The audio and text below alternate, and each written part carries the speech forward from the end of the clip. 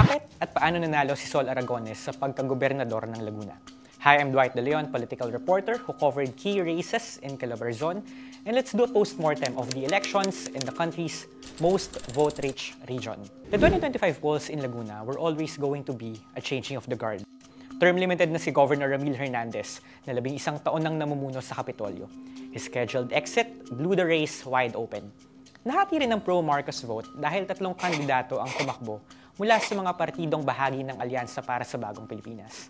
The national admin failed to unite behind a single candidate. Governor Ramil supported his wife, Congresswoman Ruth, na strong contender. But historically, Laguna doesn't elect a governor's relative right after his or her term ends. Kalaban din ni Ruth si Vice Governor Karen Agapay na dating kaalyado ng mga Hernandez. So, the continuity vote was split. Kung pinagsama ang boto ni Ruth at Karen, panalo sana sila. Si Sol Aragones naman, 2022 siya unang nagtangkang maging gobernador.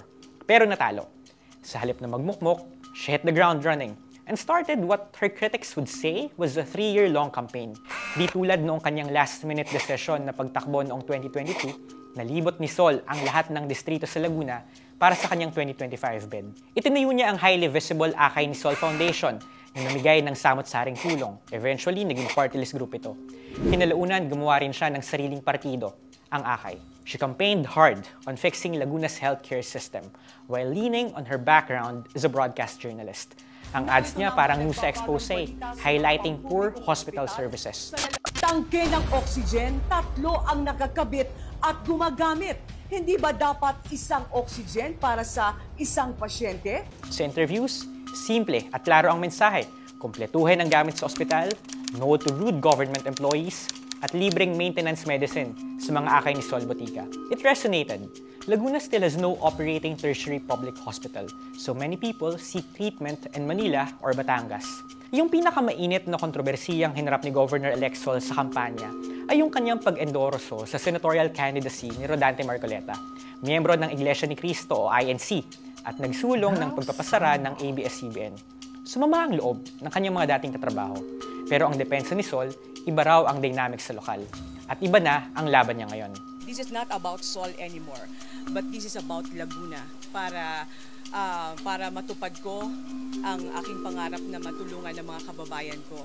Hardly an elephant in the room was the reality that Sol, just like any other politician, was hoping to get the endorsement of INC, yung religious group na kilala sa block voting. Hindi nakuha ni Sol ang suporta ng Iglesia, which put their campaign on edge in the run-up to Election Day. Ang sinuportahan ng INC ay si Congresswoman Ruth, which was interesting given that Ruth voted to impeach Vice President Sara Duterte. E di ba nga, tutol doon ng Iglesia. Pero these issues, ABS-CBN shutdown and the impeachment, hardly shaped campaign discourse in the province. May kasabihan nga, all politics is local. Ngayong panalo na si Governor-elect Sol, ang hamon sa kanya ay hulihin ang kilite ng sangguniang panlalawigan na hindi niya mga kaalyado. Kabilang na doon ang kanyang Vice Governor na si J.M. Carait, na kaalyado ni Ruth. Mamanahin niya rin ang isang kapitolyo na matagal naglingkod kay Governor Ramil. Sana bigyan niya ng chance yung mga nagtatrabaho sa kapitolyo. Kasi common yung massive na tinatanggal, di ba? Because of the political affiliation. At syempre, kailangang tuparin ni Sol ang pangakong ayusin ang kalusugan sa Laguna. At patunayan na she's more than someone who attaches her name to every project. Kung hindi, maaaring talikuran siya ng mga botante sa susunod na eleksyon. Para sa iba pang post-mortem ng mga eleksyon ngayong 2025, bisitahin ang Rappler website.